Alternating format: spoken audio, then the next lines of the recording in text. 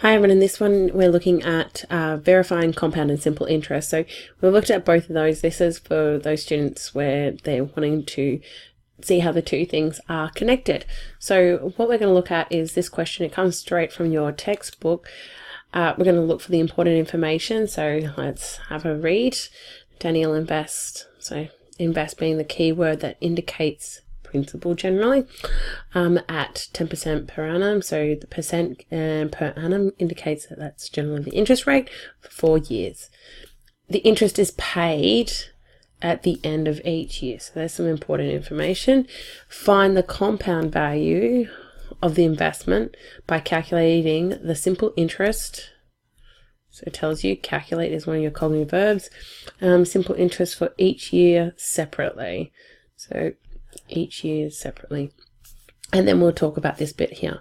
So what we're going to be doing is using our simple interest formula and doing each step, and then realizing what we'll come to the conclusion is that this is actually quite a tedious process.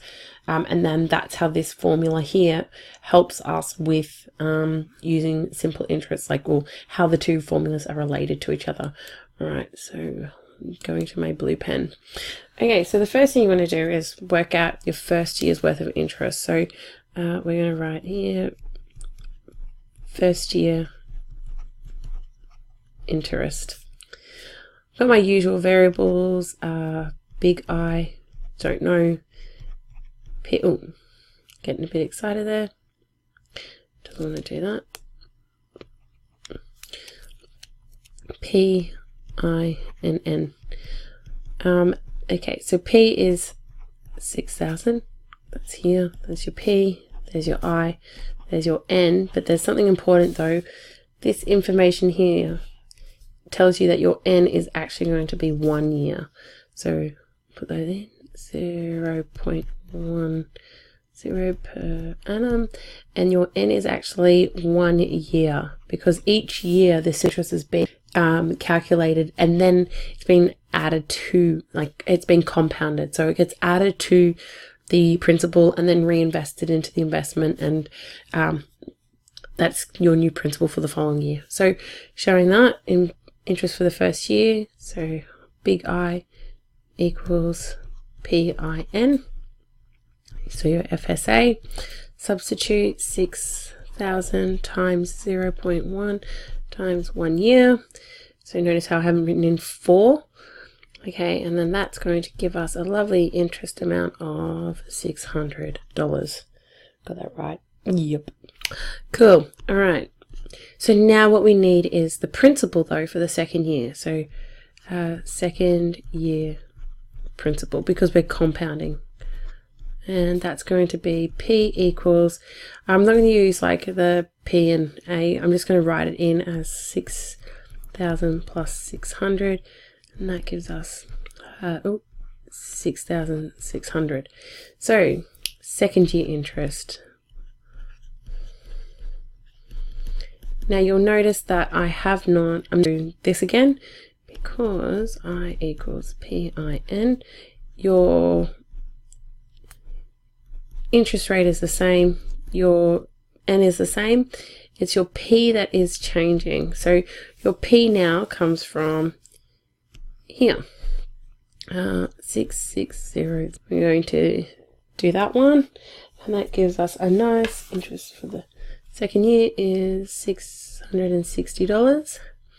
And then I repeat this process now, so third year principal. And that gives us your principal equals 6,600 plus 660, and the P is going to be 7,200. Oh, I just realized what I did, third year. Okay, so, and then we are going to calculate the third year interest. Please imagine that these are columns in my book. So obviously you need to keep it all on one screen for you. Third year interest.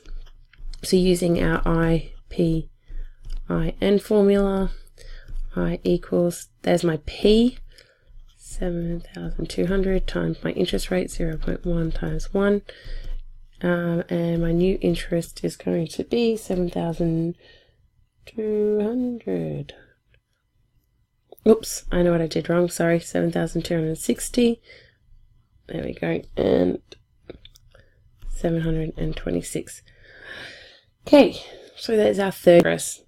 Again, we go back and do the last year because we're looking for the compound value where the simple interest is calculated each year separately. So the third year, and then we're going to go fourth year principal. And we're going to add those numbers together again. So adding your principal and your interest is 7,260 plus 726. The principal is going to be 7,986. So now that's our new principal, and then at the end, so fourth year interest, and this is the end. So it's going to be PIN. I equals,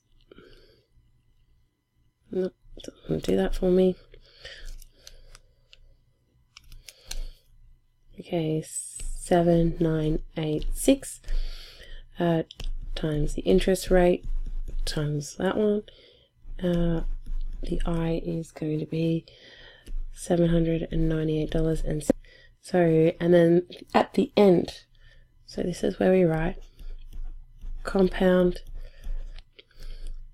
value at end of 4 years. It's going to be your principal. Oops. Nope, don't want to do that. It's going to be A equals your principal plus interest, 7,986 plus 7,986, which gives us a nice round total of $8,784.60. So that is how you use simple interest. So what you're doing essentially is like each year you calculate the interest for 1 year, add that interest so you add your interest to your principal, and again, so all those interests are being used each time, and that one there, and then you add them to your previous year's principal or that year's principal to create the new principal for the following year. Once you get to the last one, you only have to do that there. So if we actually took I'm going to take a different color. I'm going to use black.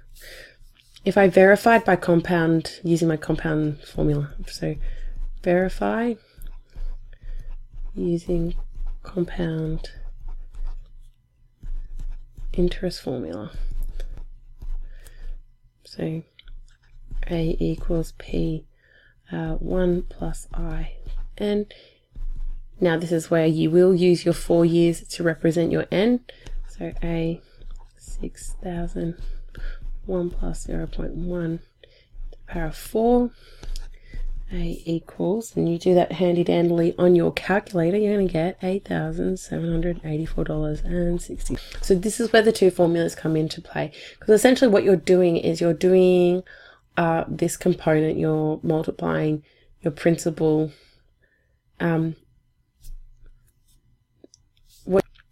when you do PIN, so you're taking this principal and the I and timing it by times by 1. But then when you do this component, that is like the 1 plus the interest rate. So these two steps represents, sorry, I'll just use a different color. When you do this, you represent, or you're doing this component of your question. And if you do that once, twice, 3 times, 4 times to the power of 4, that's why you multiply it to the power 4 and it gives you the same answer. So that's essentially how the two formulas are connected.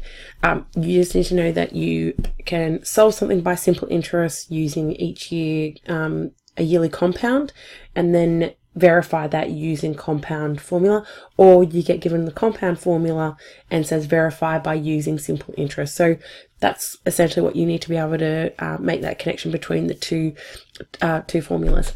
So what you can do now is pause and have a go of finding these 3 scenarios separately using simple interest, and then verify using your compound interest formula. All right, guys, all the best. Stay awesome. Cheers.